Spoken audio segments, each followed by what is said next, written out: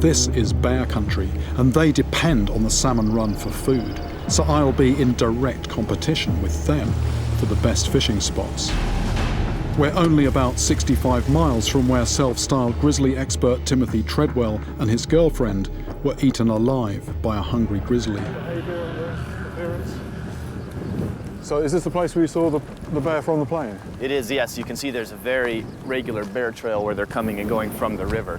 If a bear comes close to us, we'll stand side by side and we'll try to look big just like they do. And then typically they'll just move around you and then move off.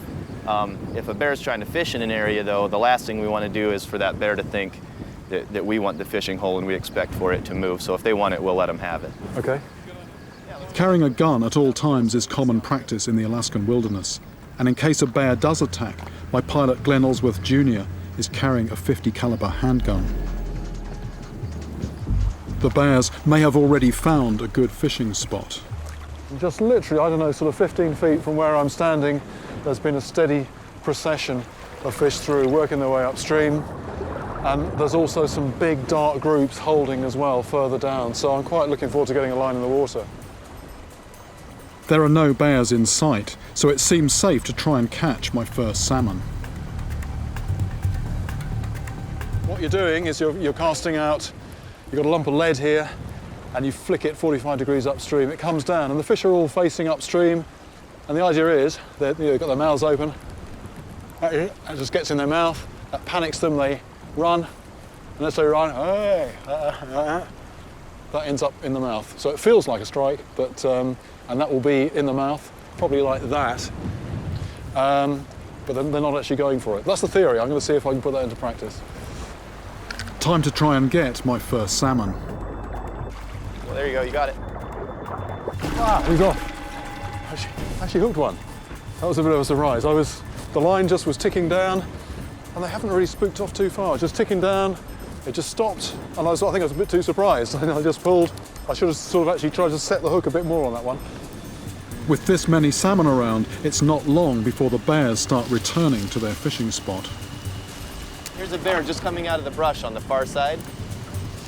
Whereabouts is it, Glenn? He's just looking out of the brush, watching for salmon. Oh, yeah. And that, I mean, that's a very definite fisherman's posture, isn't it? Even though it's sure. a... Yeah, you can tell he's ready to pounce down in the water. Within minutes, 3 large grizzlies have surrounded us. Our day on the river has suddenly become dangerous. Oh, this is absolutely typical. You find a good spot, somebody else comes in, tries to elbow you out, but I think in this case I'm going to make a graceful retreat.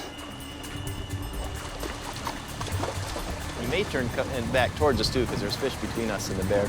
And definitely a good time to keep talking, keep making noise. That way if he has his nose down under the water, he can still hear us and doesn't end up, popping out of the water right close to us and having to make a decision about how it's going to react. With the bears this close, I can pick up some fishing tips.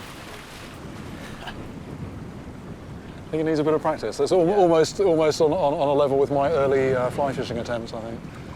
Yeah, they wait till there's a bunch of fish congregated right underneath them and then just jump right on top of them that way. Because I guess, a bit like a human fisherman, if there's lots of fish there, even if you're a bit inept, you're still going to get something. Yeah. Once they've moved off a bit, I can carry on trying to catch my first salmon. But these grizzlies are putting me to shame.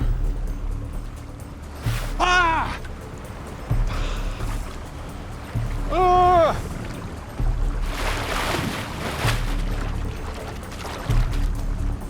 Fantastic to see these bears close up. I wasn't really expecting that.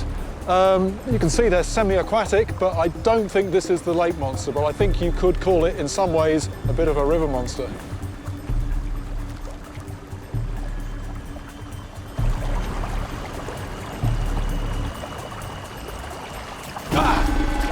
Here we go. Believe it or not, this is the first salmon I've ever had on the end of my line. This is a fish that can swim hundreds of miles up these fast-flowing rivers to get to its spawning grounds, so it can put up a strong fight. Right, fish has done me a favour. It actually has turned off the main flow. I'm so engrossed with catching a salmon, at first I don't notice our interested onlooker. Out of the water, out of the water. Right, it's coming. Okay. Right, I think We're going to want to break the fish off. I think it... Oh! No. Hey, does he want the fish? This bear is clearly not afraid of us, and that's a problem. Should we just break it off? No. We're going to break the... No, we're just going to break the fish off. This is a young grizzly, but although not fully grown, it could still attack and kill any one of us. You can have the fish. Luckily, it's more interested in the salmon than us. It took my fish, and a minute later, it's back for more. This time, we need to fire a warning shot. I am going to fire a warning. Oh. He's getting too pushy. Whoa! No! You guys, plug your ears. Just deep breaths, just calm down. It's all part of the day in the life of a fisherman in this part of the world. Even after a warning shot, the bear won't leave, so it's best that my film crew and I get out. Be careful, there is that one deeper hole. I didn't quite succeed in landing my first salmon, but it's clear that they are a vital food source to the whole area. With millions of salmon coming in every year and fish like pike in these waters year-round, I'm convinced that there is enough food to sustain the monster I've been hearing about. My mission is to prove whether the arapaima deserves a place alongside the Amazon's undisputed freshwater killers. And as I go deeper into the heart of the Amazon in search of this fish, I encounter the other creatures that come with this increasingly dangerous territory.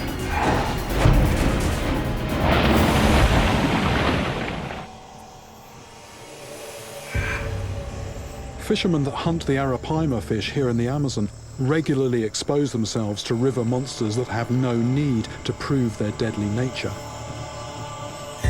I've heard a tale of a killer caiman in these waters, so I head out after dark to see if I can find it. But it seems like I'm the one being watched. There are eyes following my every move. I'm out at night hunting caiman. There's one in these waters apparently that is absolutely man-eating size. They say it is close to 20 foot. Caiman's eyes reflect my flashlight, making them easy to spot. Oh, there's one.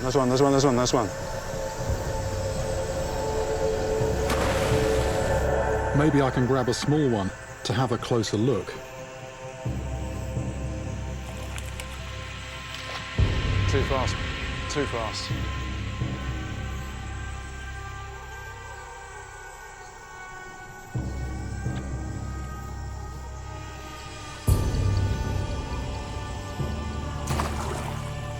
Yes! Gotcha. That's a caiman. Just having a close look at this animal here, I can really now understand why this is one of the most feared creatures in the Amazon. Just imagine this thing scaled up. I mean, those teeth, that sort of armor-plated body, yeah, it is just the perfect design for taking out just anything else that lives in this river. So it's basically a big one of these that was responsible for the death of that poor fisherwoman. She just went over it in her canoe and it just surfaced, flipped over the boat and then grabbed her when she fell into the water.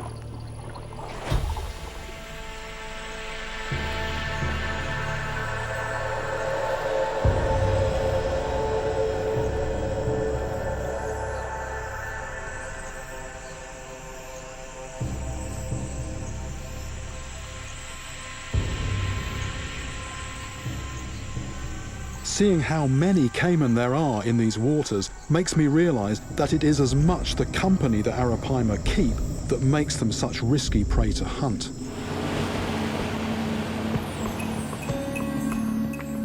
I've now been travelling for several days. It feels like I'm light years from civilization when I finally track down the Munduruku people. Bom dia. Bom dia.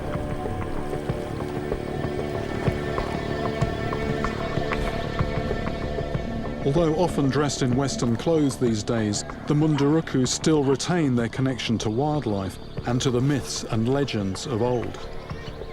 A época melhor para ver eles. E agora essa época, né? Época de seca.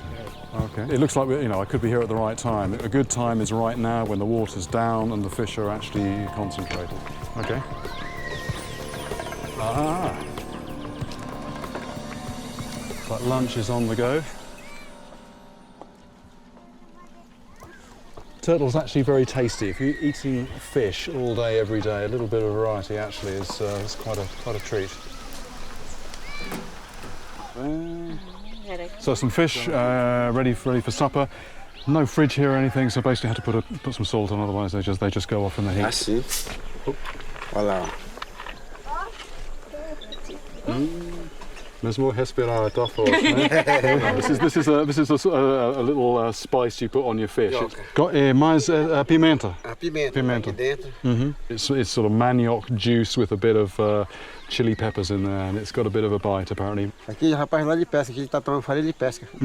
De arpão, né? De arpão. Mas é de arpão. So the way that people fish here is not, you know, the sort of industrial method that is used or was used elsewhere. It's very traditional. It's one person in one boat with a harpoon just waiting, and there's somebody in the village who can possibly sort of take me out later on to see if I can see some arapaima at least anyway.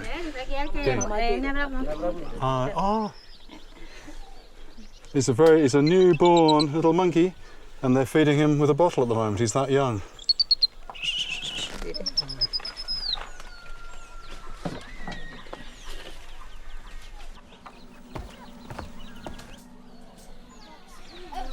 That is a monster. That is an absolute monster. I head south to another lake as I hear big umputa are the villagers' target species. Fishing techniques here have remained pretty much the same for thousands of years. Maybe if I leave my high-tech equipment behind for now and join these fishermen, they'll share their secrets of where they catch their fish. This is Lake Chamo in Africa's Rift Valley. And just looking around today, even in the 21st century, this place has the look of somewhere that could hold a real serious monster. Lake Chamo is in the south of the Ethiopian Rift Valley, and it is known for the size of the beasts that live here. And these beasts aren't just fish.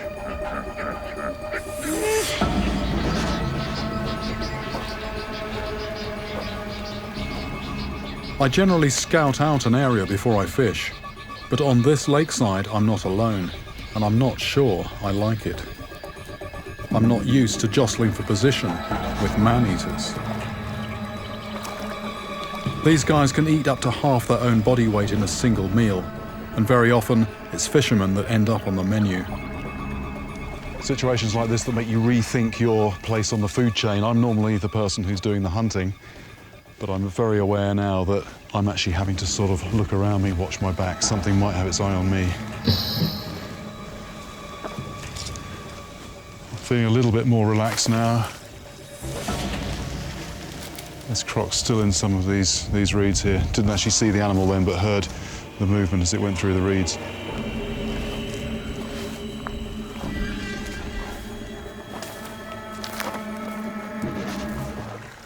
But if I want to learn how they catch their umputa, I'm going to have to fish like they do. So I head out with one of the guys to check their nets. But I hadn't counted on their boats being so flimsy and exposed. This is a bit nerve-wracking. There's a pod of hippos over there. It's not them I'm worried about, but there's a couple of others on the fringes of the group which periodically go under and then come back up again, and they've been coming back up closer and closer. Strangely, I'm actually trying to get to the deep water because that's actually going to be safer than the shallows where the hippos and the crocs are. Hippos very, very close. Looking this way, gone underwater. I don't like the look of this, actually. After what I've just heard, I want to stay well clear of these hippos. They are just as dangerous in the water, and they have been known to flip boats, chomping the occupants to death. If I get on the wrong side of a hippo, especially in this tiny canoe, I'll be lucky to escape alive. But my only option is to just get on with it. If, like the local fishermen, you are dependent on the fish you catch to stay alive, you've got to work with the dangers. I come across one man who took on perhaps the most feared animal here when he was attacked by a crocodile. However, this time the croc didn't leave empty-handed. You know, not only did the crocodile actually make off with his foot, it had done so much damage to his lower leg that his leg was actually amputated above the knee. Unbelievably, I mean, he still fishes. As this picture here proves, he still goes out with just one leg, fishing on the very same lake where he had that encounter. He has a family to feed, so he has to keep facing the dangers. But he's not fished this long without learning a thing or two. So this tilapia in the picture, very interesting. He actually used that as live bait for Nile perch. He knows where the Nile perch are. He could tell me possibly the places to go and maybe the places to avoid. I think, you know, this could be a very useful lead. After a discussion of tactics with this fearless fisherman, I head back out onto Lake Chamo, armed with some inside information about good places to try. But to get to them, I have to pass a point known as the Crocodile Market, so called because it's a favourite spot for these lake giants to gather. Apparently, the largest Nile crocodile ever recorded lived on this lake, a beast about 20 feet long, and that was only a few years ago. Seeing this many crocodiles hauled out in the sun makes me realise just how many man-eating sized monsters are living in this lake.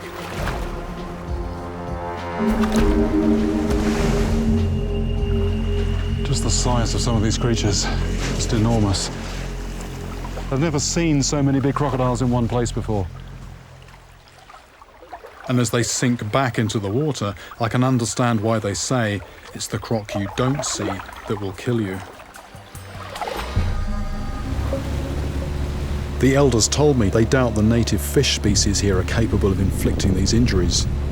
But something did bite through my line, so I have to keep an open mind. I head out with Alphonse Mavasanye, a fisherman and crocodile specialist, to see if somehow a crocodile could be responsible for these unusual mutilations. He has brought me to the same area where Ramsin was attacked. Alphonse is actually going to try and call this crocodile to us.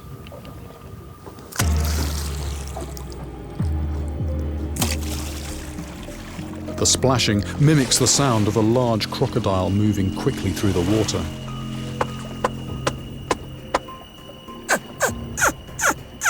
The call, that of a young one. Both sounds should attract crocodiles to us.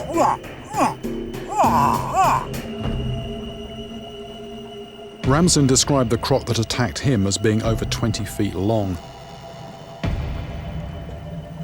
But they kill by ripping and spinning, tearing at flesh and devouring huge chunks at a time. So it is unlikely that a large croc would only attack the genitals. But could it be a smaller one? Or is something else lurking down there?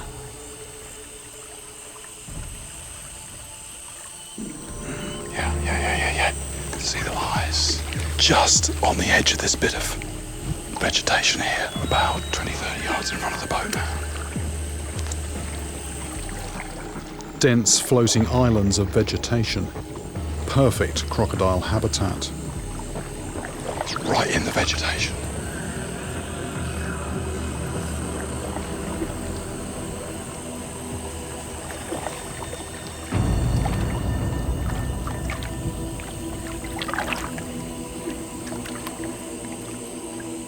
They can stay submerged for over an hour.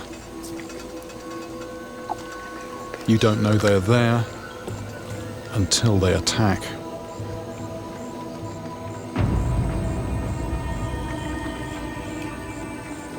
Each time we spot one, it spooks and disappears. They seem very wary. But eventually, Alphonse grabs a baby one. So this one's a salty? Yeah, it's the older one. It's about 1 year old. 1 year? So this could belong to the big one. This could be one of the children. One of the children for the big one. So the squeaking noise. What is the squeaking noise? Call your mother. Is it really? Yeah. So you think maybe a good idea to put back now? Yeah. Yeah, We can put it back. I can't be certain that crocs are not responsible for the attacks, but Alphonse tells me that they're rarely seen near villages now, and both the genital attacks occurred close to the victims' houses. I think something else in this water has a taste for human flesh. We saw one crocodile tonight, I suppose an animal about 8 or 10 foot, something like that, judging by the amount of light coming back from the eyes. But other than that, it's just been small ones, and I suppose in one sense, a bit of a relief not to come across the big one. But in another sense, I'm quite disappointed and also surprised that we haven't seen more crocodiles tonight. Alphonse tells me that in recent years crocodile numbers are down, and it is only in the past few years that the attacks on people have occurred. Could it be that whatever is attacking the fishermen is also attacking the crocodiles?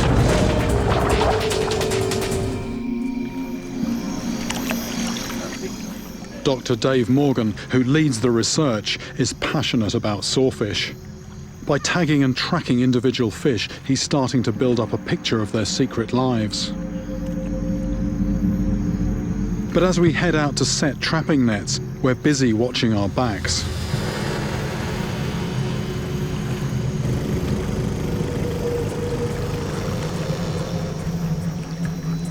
Crocodiles seem to be following our activity with a predatory interest. This is risky work.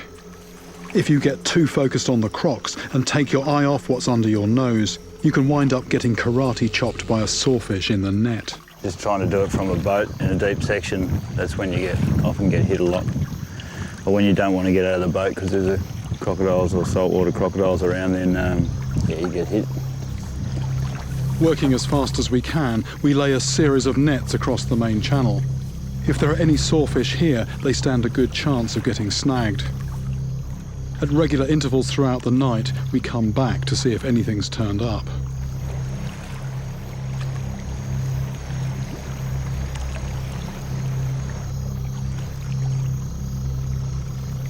There's a float down here. Oh yeah? Oh, there's a kick here, kick. Yep. Float down.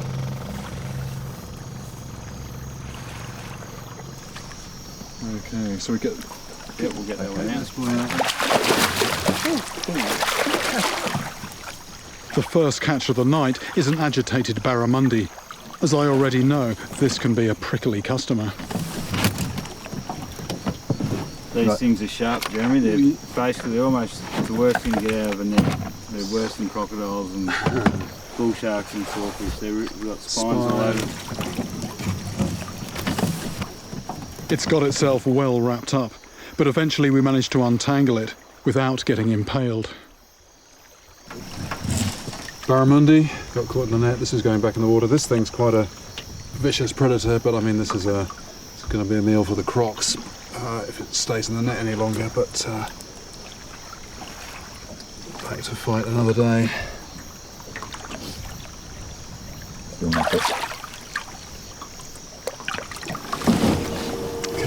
No sawfish, still no sawfish. There are more nets to check. The problem now is that the struggling barramundi has stirred up the crocs, and just the thought of being grabbed by one of them is making me jumpy.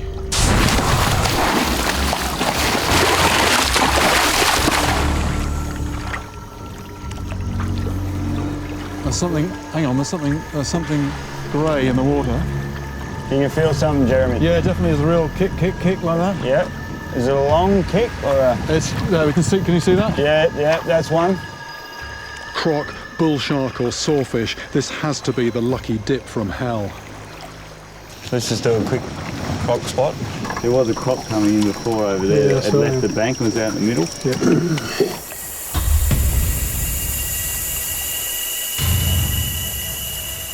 Just be careful, mate. It could be a bull shark or a freshwater, saltwater crocodile. Well, they get wrapped in the nets. They come and take the fish out of the nets. Well, the freshies generally go for catfish, but the salties definitely prefer the barramundi. I'm starting to wish I was somewhere else. Well, they'll chew them in the nets and try and fight you for them. Oh, Shall I attempt to grab that? Is that...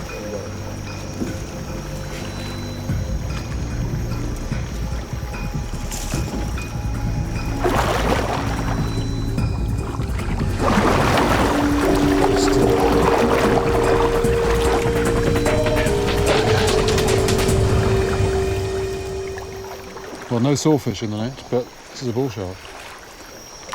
Okay.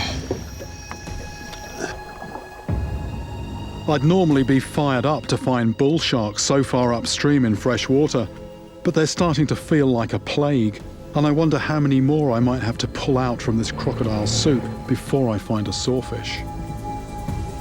And I discover I'm not the only fisherman out here. Just spotted a caiman just here amongst these branches, looking at me directly with this big eye. And I suppose I'm just about to go up the creek here. I'm just trying to get my eye in for spotting things in the water, so I'm quite pleased that I spotted that. I think the wolffish are going to be quite similar. It's going to be a case of looking for something just not quite right amongst lots and lots of tangled branches and weeds, that kind of thing.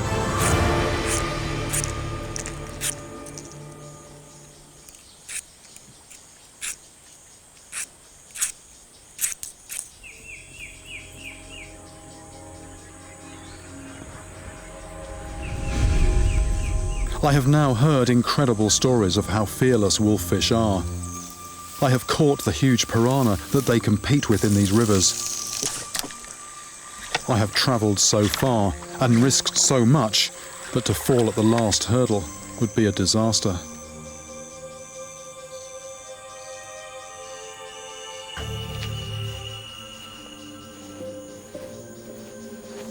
This creek is a really eerie place. A pool enclosed by rainforest in the heart of nowhere. I have never felt so tiny and remote.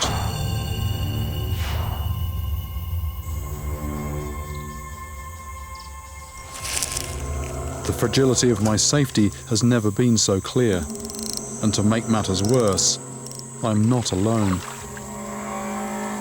A caiman, South America's alligator. Large ones have been known to attack people. Although normally quite wary, this one is completely unafraid of me, testament to how far from people I have travelled. I don't want him to come too close, but it's no wonder he has made this creek his home. It's piranha. That's off. It's alive with piranhas. It's actually very frustrating. Every bait I'm throwing out is getting attacked, but unfortunately it's by piranhas.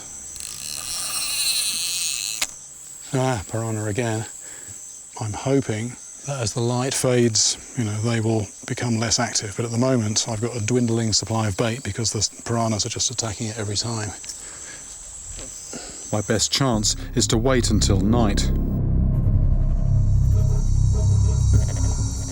Salamoni told me that once the sun sets, the piranhas run and hide, because that's when the wolffish come out to hunt. It seems the piranhas know who the real river monster is.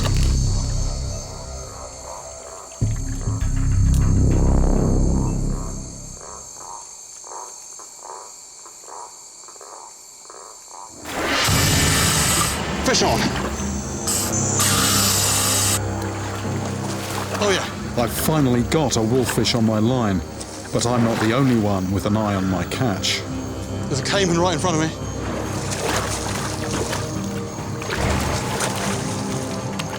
I do the only thing I can think of, I'm going to try and just pull this up on the side. with the worst possible result.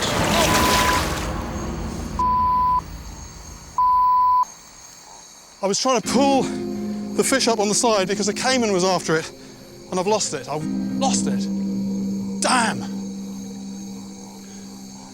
Should have had that fish. If that caiman hadn't been there, I'd have probably had that fish. What I was trying to do was just slide it up on the side here. Hook came out. Hey. Damn! I can't risk going back, even though I know wolffish are there. Caiman are territorial, and it was certainly not afraid of me. It will be there again tomorrow without doubt, and next time it might not just go for the fish. A 7-foot caiman could easily attack, and a severe injury out here would have serious ramifications. Without a second thought, Nguema disappears into the murky water. And I understand now how different our attitudes to fishing are.